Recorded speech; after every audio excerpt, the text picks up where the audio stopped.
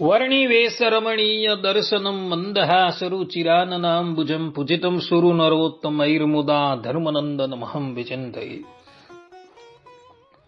અસતોમાં ષટ્ગમય તમસોમાં જ્યોતિર્ગમય મૃત્યુર્મા અમૃતમ ગમય. ઓમ શાંતિ શાંતિ શાંતિ. અસ્મદ્ગુરુ સમારંભામ નાથયામૂન મધ્યમામ લક્ષ્મી વલ્લભ પર્યંતામ વંદે ગુરુ પરંપરા. આજની જ્ઞાન સભાની અંદર પધારનારા બધા જ ભગવત ભક્તોને વેદાંતાચાર્ય, પુરાણ ઇતિહાસાચાર્ય, એમએ ફિલોસોફી શાસ્ત્રી રાકેશભાઈના હેતપૂર્વક જય સ્વામિનારાયણ.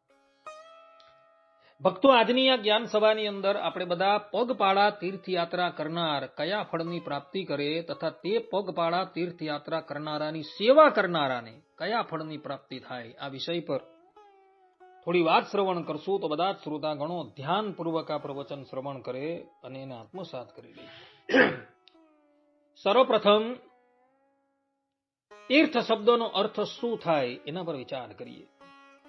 તો તીર્થ શબ્દનો અર્થ કરતા સદગુરુ સતાનંદ સ્વામી શિક્ષાપત્રી અર્થદીપિકા ટીકા શ્લોક 83 ની ટીકામાં લખે છે કે તરંતી ભવાબ્ધિમ જના એભિરીતિ તીર્થાની પુણ્યક્ષેત્રાણી.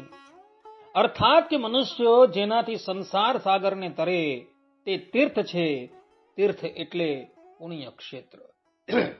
આ પ્રમાણે અહીં સદગુરુ સતાનંદ સ્વામી એવું કહી રહ્યા છે કે મનુષ્ય જે સ્થાનમાં જવાથી આ સંસાર સાગરથી તરી જાય એને તીર્થ કહેવામાં આવે છે અને તીર્થ એટલે પુણ્યક્ષેત્ર. શાસ્ત્રોની અંદર કોઈ પણ તીર્થમાં પગપાળા યાત્રા કરવાનું ઘણું મહાત્મય વર્ણવવામાં આવેલું છે. જેમ કે સ્કંદ પુરાણમાં કાર્તિક સ્વામી શાવરણી મનુને કહે છે કે પદયાત્રા તું યા કાચિત તીર્થેષુ નિયમે નહીં સ યાત્રા સર્વયજ્ઞાનામ ફલમ દત્તમ ન સંશય. અર્થાત કે જે મનુષ્ય ઇન્દ્રિયના સંયમન પૂર્વક પગપાળા તીર્થયાત્રા કરે છે તે યાત્રા સર્વ યજ્ઞોના સમાન ફલ આપનારી છે, તેમાં કોઈ સંશય નથી. એક બાજુ કોઈ મનુષ્ય અશ્વમેધ છે,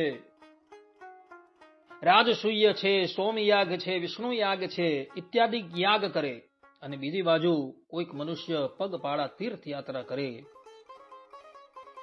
તો એ એક સમાન ફળ આપનાર થઈ જાય છે. નારદ પુરાણમાં ભગવાન વેદવ્યાસજી લખે છે કે પદભ્યામ યાતિ યો ભક્ત્યા તીર્થમ નારાયણ પ્રિયમ તસ્ય પુણ્ય ફલમ વક્તુમ ન શક્નુયાત સહસ્ત્ર વક્રતઃ. અર્થાત કે જે ભક્તિપૂર્વક પગે પગે ભગવાન નારાયણને પ્રિય એવા તીર્થમાં જાય છે તેના પુણ્ય ફળનું વર્ણન 1000 મુખવાળા શેષનાગ પણ કરી શકતા નથી. આ પ્રમાણે અહીં ભગવાન શંકરના પુત્ર કાર્તિક સ્વામી કહે છે કે જે નારાયણને પ્રિય એવા તીર્થયાત્રામાં પગપાળા જાય છે એના પુણ્યોનું વર્ણન તો શેષનાગ પણ કરી શકતા નથી. બ્રહ્મવૈવર્ત પુરાણમાં શ્રીમન નારાયણ ભગવાન દેવર્ષિ નારદને કહે છે કે પદયાત્રા મહાપુણ્યા સર્વ પાપ પ્રણાશિની શરીર શ્રમ સંભૂતા તપોરૂપા ન સંશય. અર્થાત કે પગપાળા યાત્રા એ મહાન પુણ્ય આપનારી છે, સર્વ પાપોનો નાશ કરનારી છે અને શરીરના શ્રમથી ઉત્પન્ન થતી હોવાથી તપસ્વરૂપ છે, એમાં સંશય નથી. જે લોકો પગપાળા યાત્રા કરે છે એના બધા જ પાપો સમાપ્ત થઈ જાય છે અને એ પગપાળા યાત્રા પણ તપસ્યારૂપ છે. કારણ કે આજના આધુનિક જમાનામાં ઘણા બધા સંસાધનો છે, જે સંસાધનોની મદદથી મનુષ્ય કોઈ પણ તીર્થમાં શીઘ્રાતિ શીઘ્ર પહોંચી શકે છે. પરંતુ જે લોકો પગપાળા તીર્થયાત્રા કરે છે એ તપસ્યા કરે છે આ પ્રમાણે શ્રીમદ નારાયણ ભગવાન બ્રહ્મ વૈવત પુરાણની અંદર કહે છે. આ પ્રમાણે ભક્તો શાસ્ત્રોની અંદર પગપાળા તીર્થયાત્રા કરવાનો ઘણો મહિમા વર્ણવેલો. હવે જે લોકો પગપાળા તીર્થયાત્રા કરતા હોય અને એની સેવામાં જે નિયુક્ત થતા હોય અને એ યાત્રીઓને અન્ન છે, જળ છે ઇત્યાદિ અર્પણ કરતા હોય તથા પોતાના શરીર દ્વારા એ લોકોની સેવા કરતા હોય, એ લોકો કયા ફળને પ્રાપ્ત કરે? તો એ સંબંધમાં સ્કંદ પુરાણમાં કાર્તિક સ્વામી સાવરણી મનુને કહે છે કે તીર્થયાત્રા પ્રવૃત્તાનામ પાદ સેવા તુ યાકૃતઃ સેવા ફલમ સમમ તેષામ તીર્થ સ્નાન ફલે નહીં. અર્થાત કે જે લોકો તીર્થયાત્રા કરતા યાત્રિકોની સેવા કરે છે તેમને મળતું ફળ તે યાત્રિકના તીર્થ સ્નાનના ફળ સમાન થાય છે. યાત્રિકો તીર્થમાં જઈને સ્નાન કરતા હોય અને બીજી બાજુ કોઈ વ્યક્તિ એ યાત્રિકોની સેવા કરતો હોય તો પેલો યાત્રિક તીર્થમાં જઈને સ્નાનનું દાનનું જે ફલ પ્રાપ્ત કરે છે એટલું જ ફલ પેલા સેવા કરનારાને પણ પ્રાપ્ત થઈ જાય છે. મહાભારતના અનુશાસન પર્વમાં વૈશંપાયન ઋષિ કહે છે કે યાત્રિકાન શ્રદ્ધયા સેવ્ય યહ પુણ્યે નાન્વિતો નરઃ સર્વ તીર્થ ફલમ તસ્ય ગૃહે તિષ્ઠતિ શાશ્વતમ. અર્થાત કે જે મનુષ્ય શ્રદ્ધાપૂર્વક યાત્રિકોની સેવા કરે છે તેના ઘરે સર્વ તીર્થોના પુણ્યનું ફલ નિત્ય નિવાસ કરીને રહે છે.